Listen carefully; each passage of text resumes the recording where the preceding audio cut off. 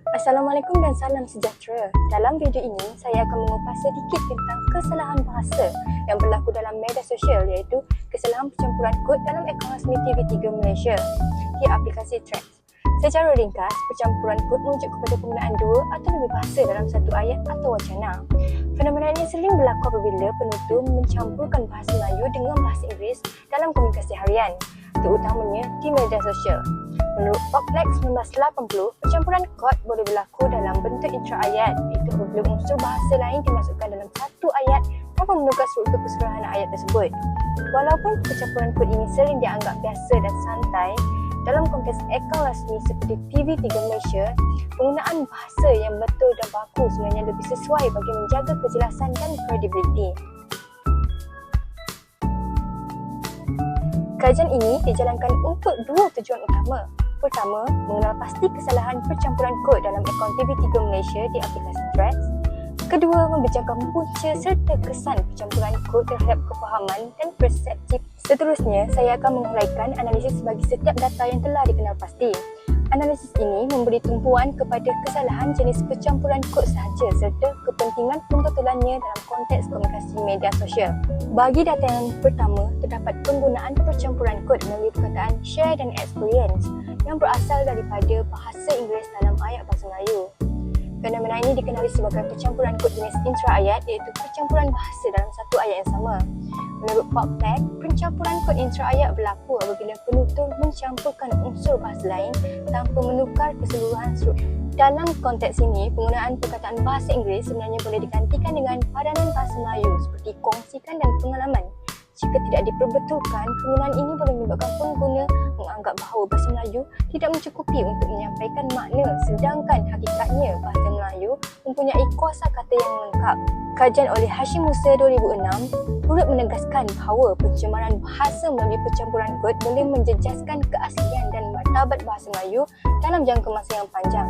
Dalam data yang kedua pula, terdapat percampuran kod melalui frasa check attendance. Kesalahan ini menunjukkan pengaruh langsung bahasa Inggeris dalam komunikasi harian, khususnya dalam domain tidak formal seperti media sosial. Menurut Nik Safiah Karim dalam karya Tata Bahasa Dewan, penggunaan bahasa yang tepat dan baku amat penting, terutamanya dalam konteks penyampaian maklumat. Penggunaan frasa ini sepatutnya digantikan dengan semak kehadiran bagi memastikan ketepatan bahasa. Kegagalan menggunakan istilah yang betul boleh menyebabkan mesej menjadi kurang formal dan menjejaskan kredibiliti akaun rasmi seperti akaun TV3 Malaysia. Data yang ketiga pula menunjukkan percampuran kod yang lebih ketara apabila hampir keseluruhan frasa menggunakan bahasa Inggeris seperti perform, vibes, solid dan impactful. Situasi ini memperlihatkan dominasi bahasa Inggeris dalam ayat bahasa Melayu. Menurut Nur Hashimah Jalaluddin 2014, penggunaan bahasa rojak dalam media menyebabkan kekeliruan makna serta mengurangkan keberkesanan komunikasi. Dalam konteks ini, ayat tersebut sepatutnya ditukar kepada persembahan tadi sangat berkualiti dan memberi kesan yang kuat. Pembetulan ini penting bagi memastikan mesej yang lebih jelas, tepat dan mudah dipahami oleh semua lapisan masyarakat. Dalam data keempat pula, perkataan excited digunakan dalam ayat bahasa Melayu. Walaupun perkataan ini sering digunakan dalam komunikasi harian, ia tetap dianggap sebagai percampuran kod. Padanan yang sesuai ialah teruja. Menurut kajian oleh Nur Syazwani 2020, percampuran kod dalam media sosial sering berlaku kerana pengguna ingin menyesuaikan bahasa dengan gaya komunikasi santai dan ikut trend semasa. Namun begitu, dalam konteks akaun rasmi, penggunaan bahasa baku lebih wajar bagi mengekalkan profesionalisme. Data kelima menunjukkan perkataan istilah Inggeris seperti green flag dan public holiday. Istilah ini boleh digantikan dengan pasangan yang baik dan cuti umum. Penggunaan istilah asing tanpa penyesuaian menyebabkan kekeliruan kepada pengguna yang kurang mahir dalam bahasa Inggeris. Menurut Theo Coxhill 2015, penggunaan bahasa campuran secara berlebihan boleh menjejaskan kefahaman serta mengurangkan keberkesanan komunikasi dalam masyarakat berbagai latar belakang. Pembetulan kesalahan percampuran kod ini sangat penting. Pertama, untuk memastikan mesej yang disampaikan lebih jelas dan mudah difahami oleh semua lapisan masyarakat. Kedua, untuk memartabatkan bahasa Melayu sebagai bahasa kebangsaan.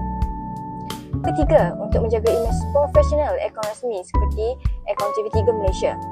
Dan yang paling penting, pemodelan ini dapat mengelakkan pengguna daripada terbiasa dengan penggunaan bahasa yang salah.